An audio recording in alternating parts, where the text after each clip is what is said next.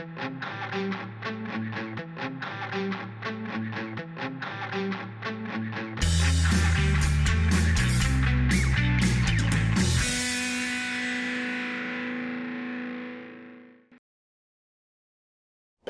and welcome to another episode of FinTech Focus TV with me, Toby.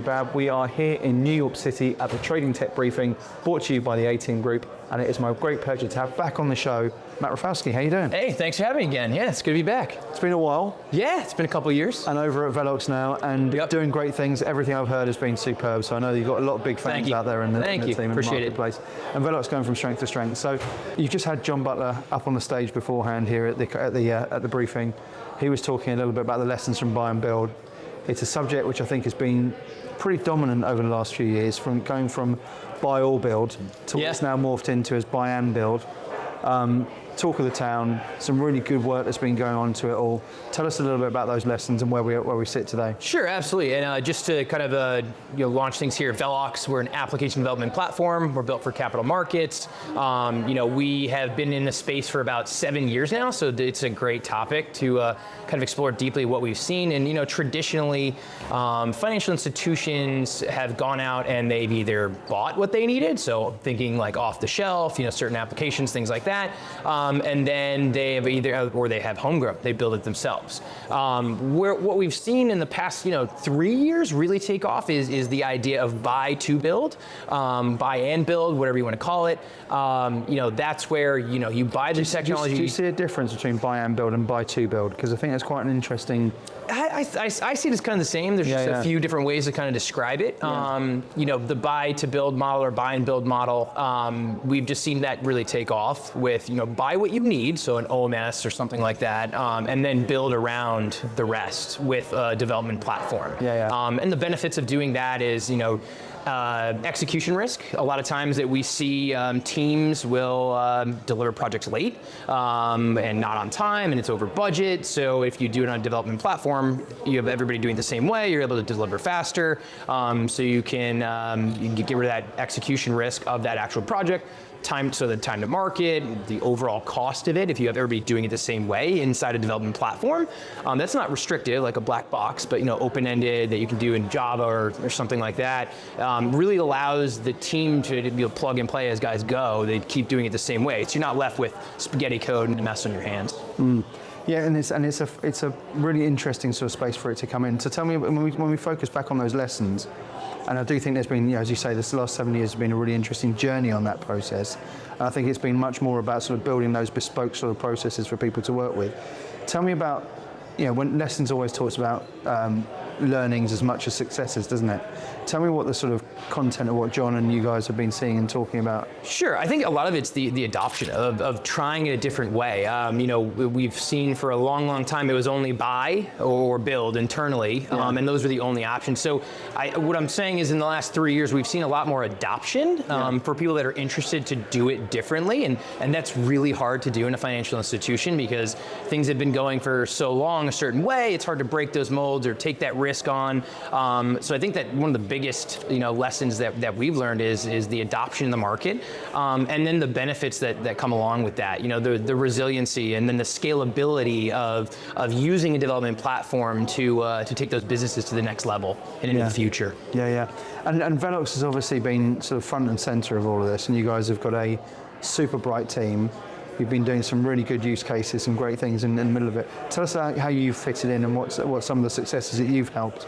Sure. One of the biggest topics too, and that we talk about in lessons of buy and build, legacy modernization, legacy innovation, whatever you want to call it. That's a big topic. How do I migrate off of all this legacy tech debt that I have? That's not an easy sell, is it? No, it's not. It's very difficult. And one way to do that is by using a development platform. And what's been exciting too about the past 3 years is, we've seen a lot of other entrants in the market, other companies. So this space is getting a lot more attention than normally would, I'd say, like 3-4 years ago. So we've seen more competitors enter the space, which is good. Competition, healthy competition is always great for the market. But what we've seen is just a lot more adoption, a lot more conversations. And we handle all sorts of different types of projects. The platform itself, vCore, is asset class agnostic.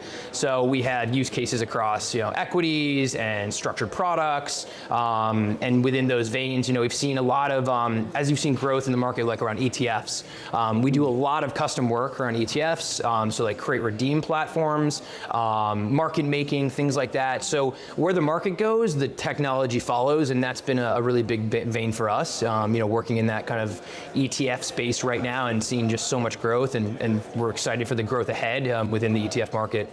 And you've worked in different spaces and different firms in the past. Tell us a little bit about how that sort of evolves for you. You're out there at the moment talking to people. You've got something there which is very exciting, and a space there where people are, as you say, look, there's more companies, more entrants into a space.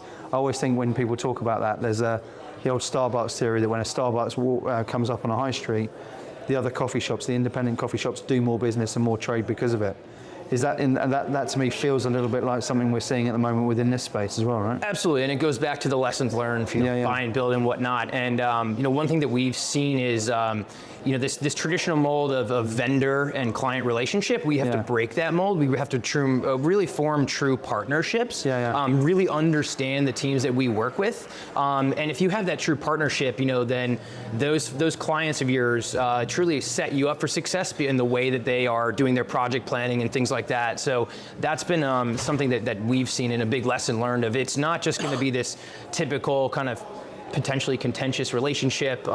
You really need to form that true partnership for long-term success for both clients and for the vendor. And what do you think's driven that sort of desire from the individuals to sort of move away from that legacy piece? We've always talked about the financial markets being a conservative space. And the old adage of no one's ever been fired for hiring IBM feels very pertinent to some of the enterprise tech that sort of sits in there. It's a big choice to take that, to take something that's been working for generations and years in some instances, have that risk that's attached by moving something else out into it. I have a view on this, that I think the enterprise technology has been moved away from because people's general day-to-day lives are changing from one type of technology which you have to adapt to having everything there with a touch of a button and bespoke to you and your desires and apps and everything else that comes into it. That to me feels that life outside of business has suddenly has had a major impact on life inside of business and how we go about that. Is that something that's fair to say? I think what's fair to say is that there isn't one solution that can handle every problem. So it's also about the ecosystem that's been created, amongst partnerships between vendors and things like that. I think knowing your place in the market and really owning that part of it, but also partnering with the right vendors is a really big way to kind of differentiate yourself. That's the way that I see it. Let's talk Velox. So tell me a little bit about what's been happening with you guys, what's exciting, what's coming up, what can we expect to see? We're, as I said a few times on the show today, we're halfway through the year. It's a really interesting point of introspection. We're there and we're looking at the run into the second half of the year. It'll be gone before you know it. What's happening? What's exciting for Velox? Yeah, the most exciting stuff for us this year is we've had a couple of big signings. I can't say specifically, but Tier 1 bank, Tier 2 bank in London, the types of stuff that we're running into, clearing allocation, ETF, market making, ETF create redeem.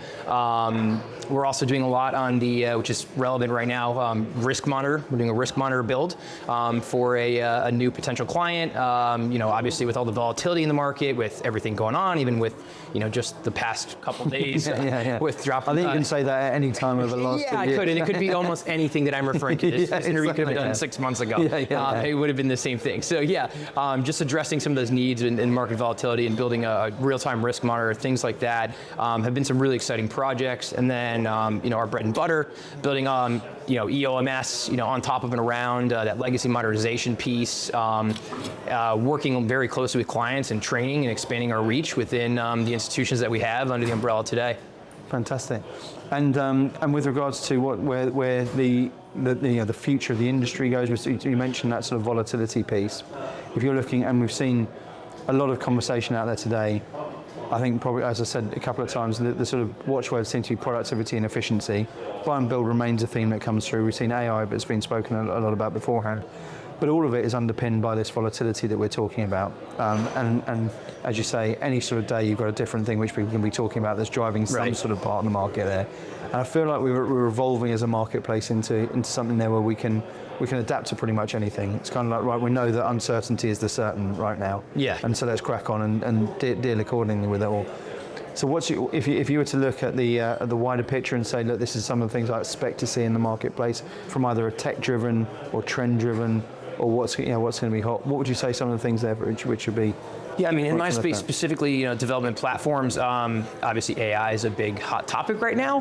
What I think people are looking and asking the right questions around AI is what type of AI do you have? Because we've seen this big transformation in the market where so many firms are, .io, .ai, I have AI. Well, clients, prospects, they're asking the right questions. What type of AI are you? Are you truly an LLM, and is it integrated? Is it yours? Do you own that? Or are you simply just a co-pilot that that you have a licensed third party? So or just a name. Yeah, exactly. So there's just a buyer beware out there in terms of around the types of AI companies that you're signing up for. So we're seeing a very educated buyer who's asking the right questions, especially what's in development platforms and what is the type of AI that you're leveraging and things like that. So yeah, that's been one definite big thing. Perfect. Well, Matt, listen, it's been absolutely wonderful having you on the show. Yeah, thanks for having me back. Coming back on. Yeah, appreciate it. Don't leave it too long, 2-3 years next time. Absolutely. Let's not do that. We'll bring you back on. Cool. Thanks a lot. Thanks. And thank you all for watching. We will see you on the next episode of FinTech Focus TV. Thanks a lot.